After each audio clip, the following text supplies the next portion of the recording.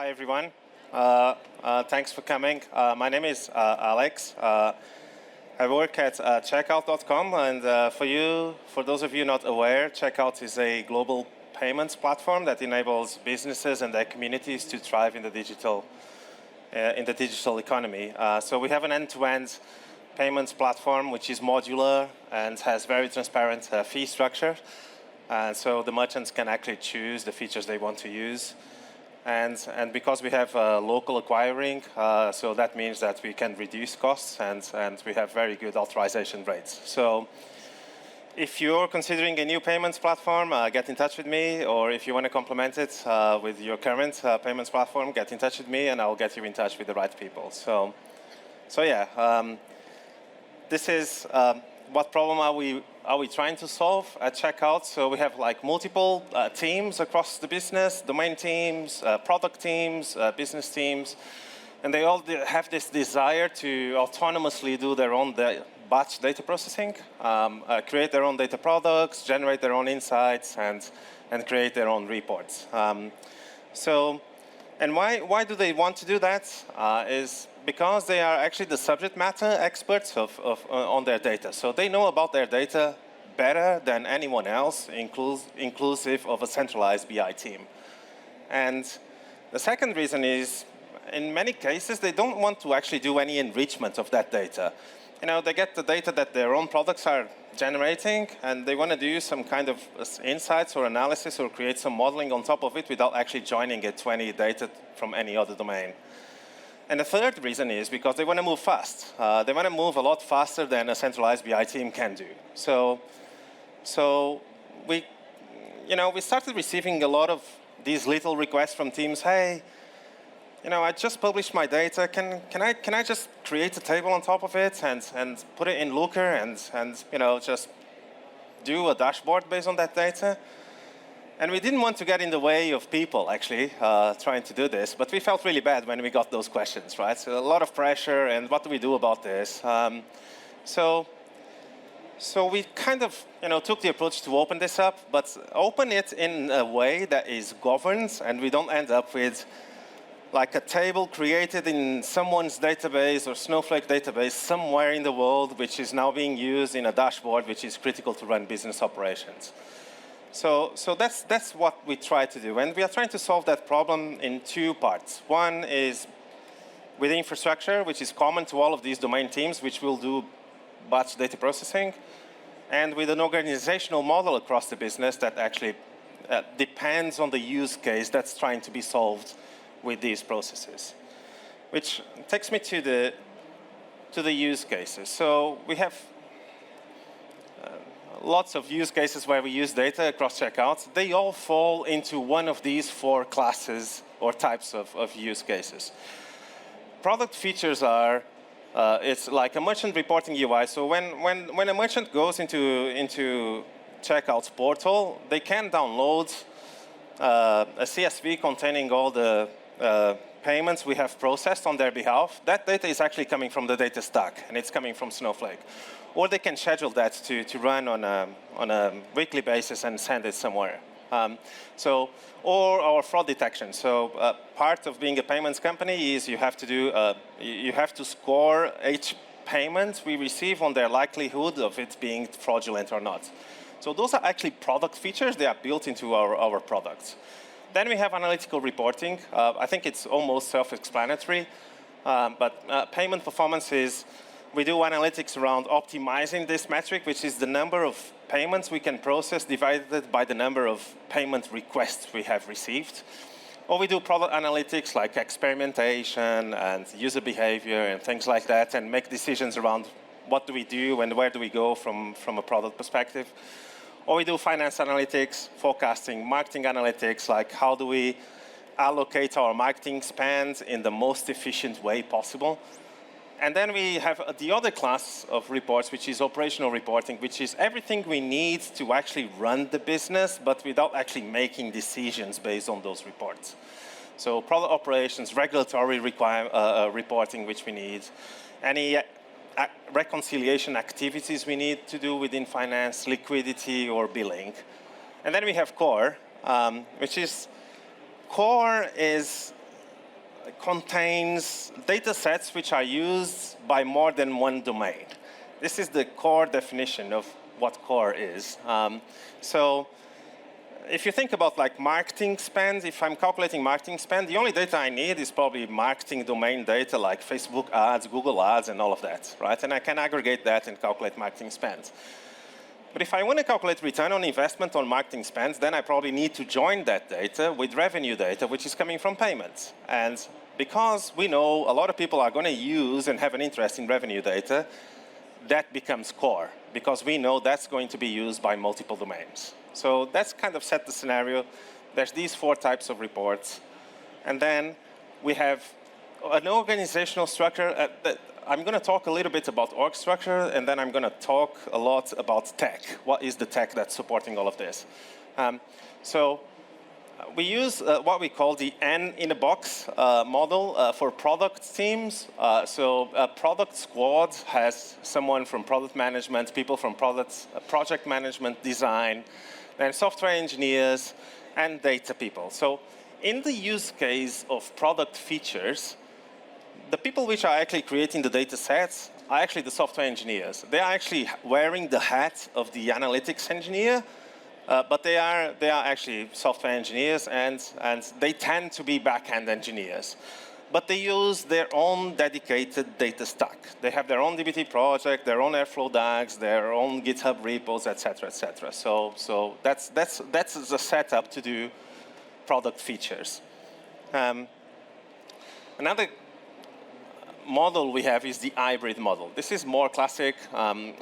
It's very similar to the previous one. It's mostly used on analytical reporting, insights, and operational reporting. The main difference between this one is that the analytics engineer is actually a dedicated analytics engineer. It's not a software engineer that's doing some analytics engineering work. And then we have the insights, which is the analysts. The analysts are exclusively embedded into the domain teams. The analytics engineers depends. And product teams, they are traditionally embedded into the product domain. In business functions, they can actually not be embedded, but they are exclusively dedicated to the business domain, to that function, like finance or marketing, etc.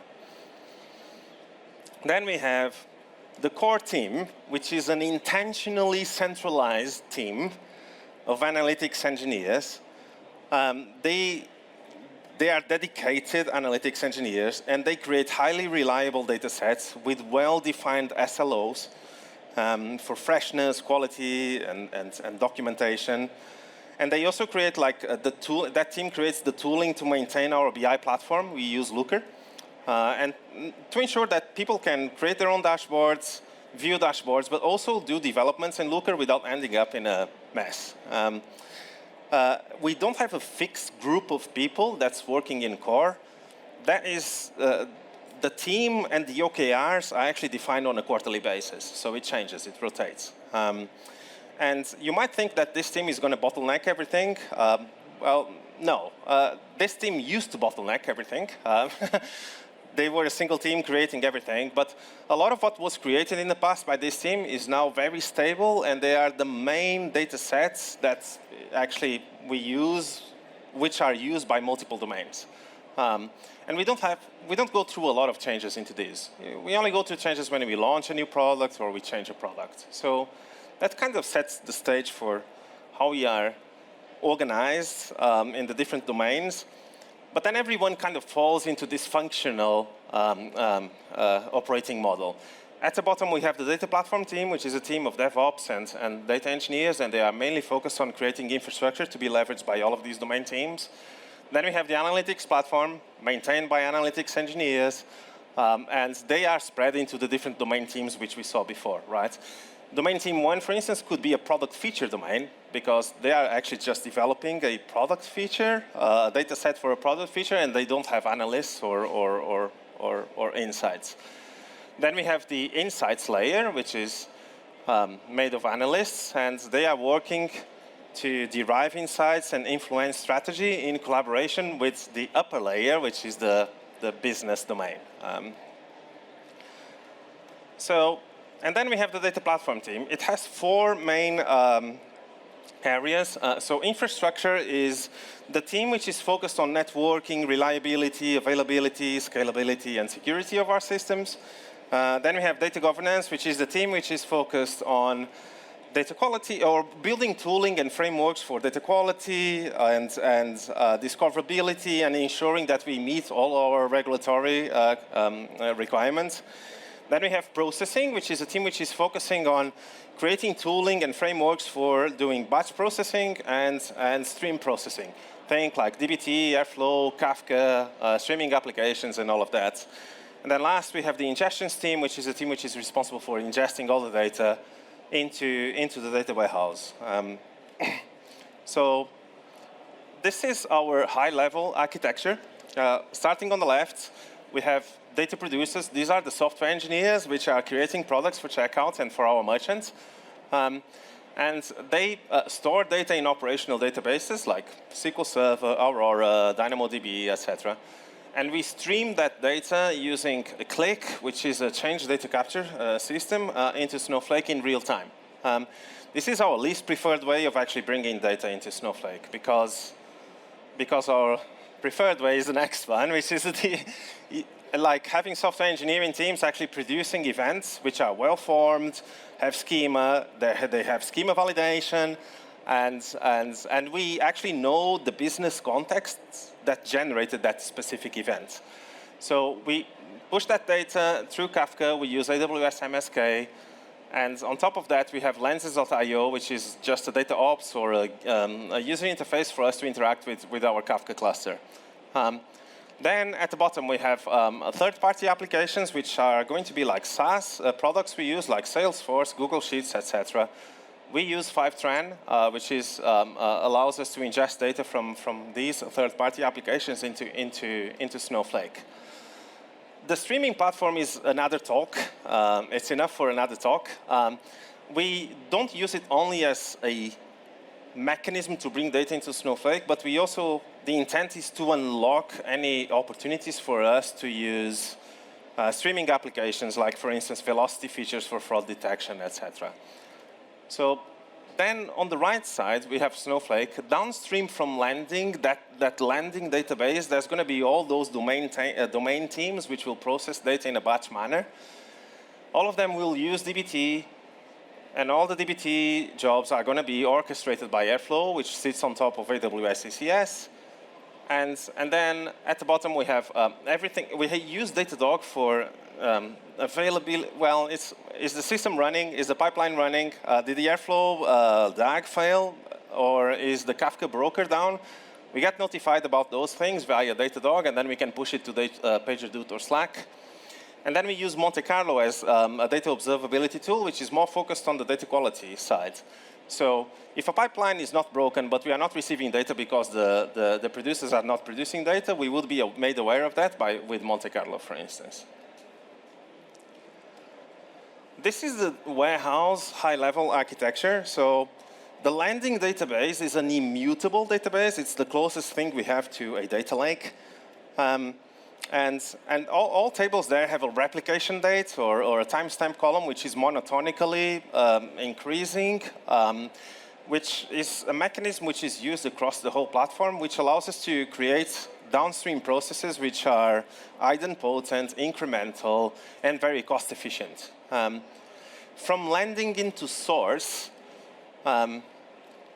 we don't do any business modeling. The only thing we do is two things, is deserialize any JSON payloads into tabular format and deduplicate data, because we don't always have exactly once delivery guarantees by the data producers. So that's what we do in source. And then what we do is make data which is in source available to the domain teams. Some domains will only use the data of their own domain. Other domains will need to combine data which is in source, which is their own domain data, with data which is in core.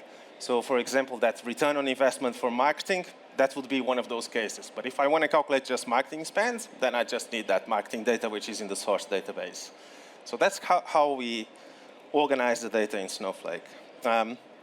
Now, this is going to go wrong, obviously, because Murphy's Law. But we created this. We use a thing called Retool, which is a no-code platform. And we created this Retool application that it's a factory of data stacks across checkout. It creates like Airflow, dbt, Snowflake resources, etc. The only thing we need to do is log in into this and then hopefully, all right, so we specify the business case. What's the repo where we're going to store the dbt project, the dbt version? What's the project's going to be called? Who are the developers, the analytics engineers? Are we going to use a medium resources or high, what resource type of resources we are going to use in Snowflake? And then we choose the sources where we want to read the data from. And then we specify a GitHub repo for the Airflow DAGs. And we specify some of the Airflow DAGs as well, an hourly one, a daily one, a weekly one, and which dbt models you're going to run, picking up the tags. Then we specify a Slack channel to send notifications into.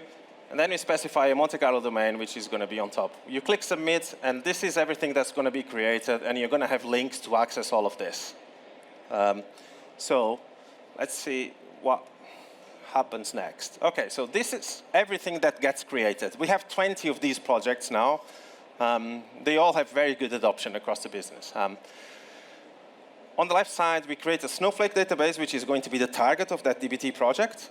We create the Snowflake compute resources, like the warehouses, like the compute resources. And then we create Snowflake roles. We create two GitHub repos automatically, one which will contain a pre-configured dbt project, and another one which will contain a pre-configured Airflow project. And we create the Airflow DAGs effectively. Datadog monitors are automatically created as well for the Airflow DAGs. And we automatically create a Monte Carlo domain, which is going to be monitoring data quality of that Snowflake database. And then we create two Looker dashboards, one to monitor the costs, how much money are you spending on this project in Snowflake, and one to monitor the performance of your dbt models. So that's all available. The goal of this slide is to actually win the ugliest slide award, which I think is a very good candidate. But some of the things that comes out of the box with that GitHub project are related to this.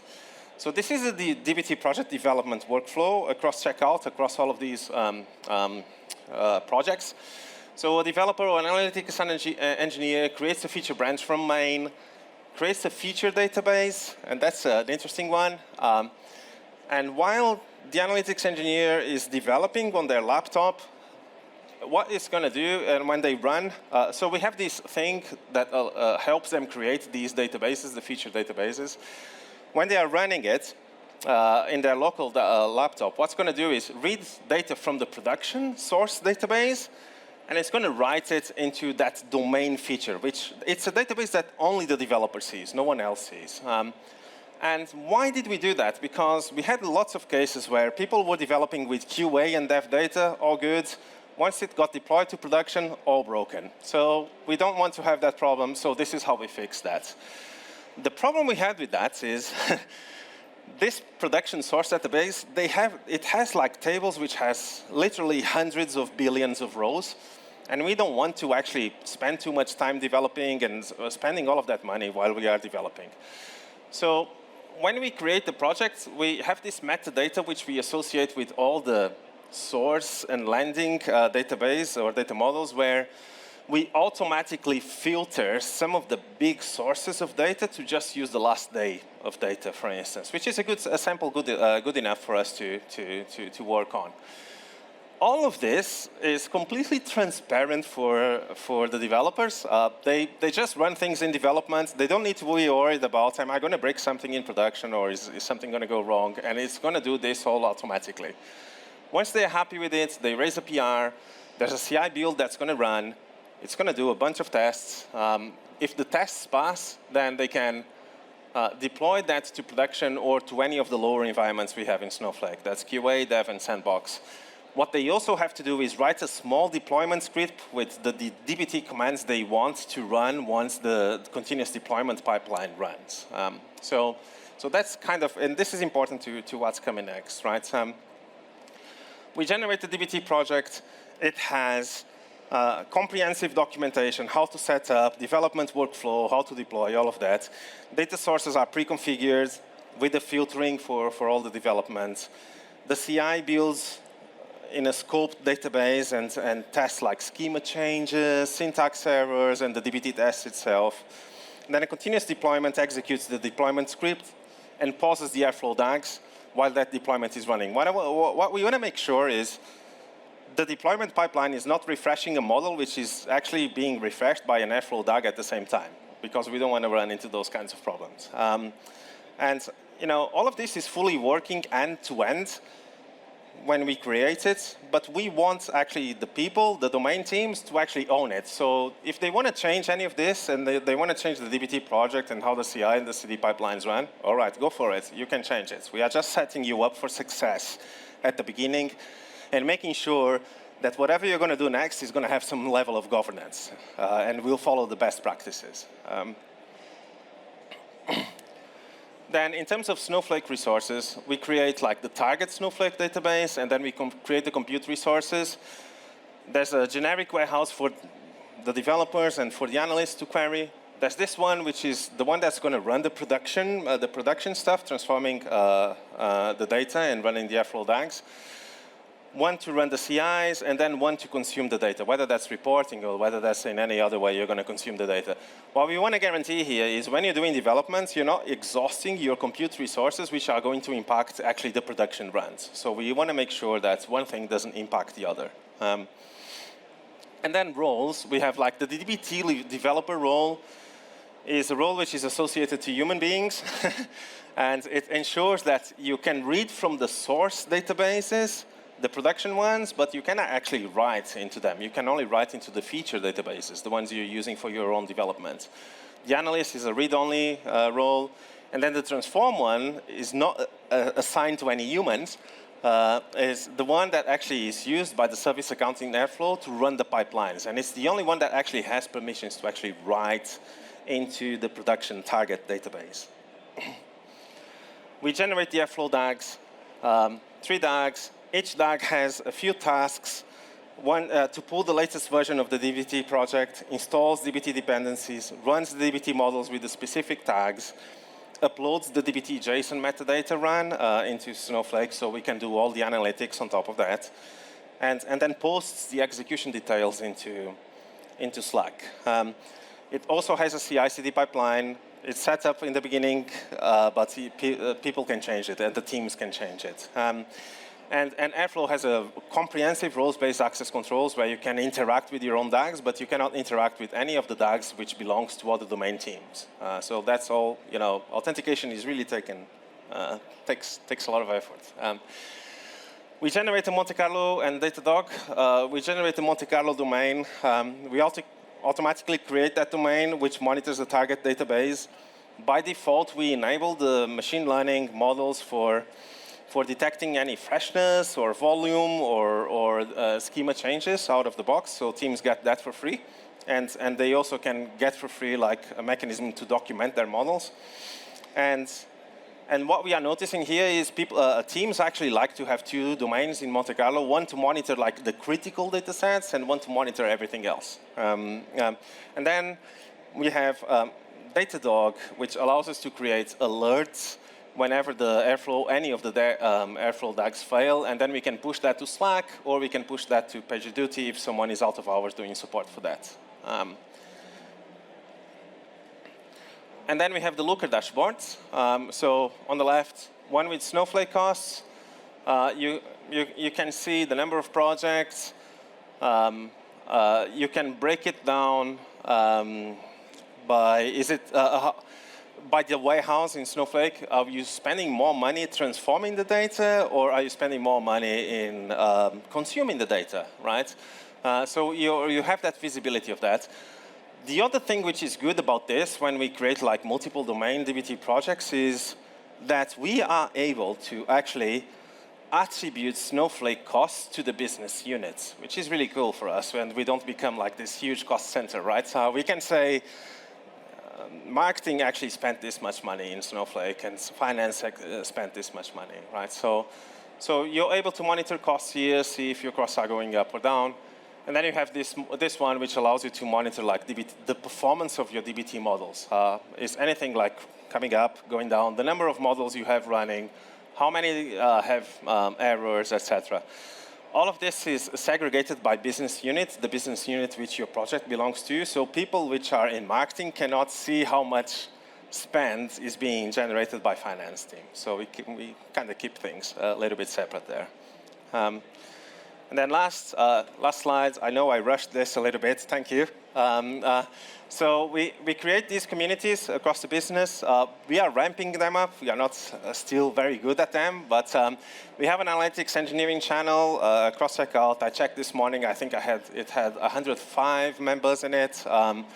And we are creating, every time like the data platform creates something and they release something new, we go and share there, and we are creating these small data forums where we are going to discuss things like governance, KPIs, metrics definitions, any new features, and things like that. So a lot of this requires building an analytics engineering community and a community of analysts. I know I rushed all of this. I hope this was interesting, and thank you everyone for listening.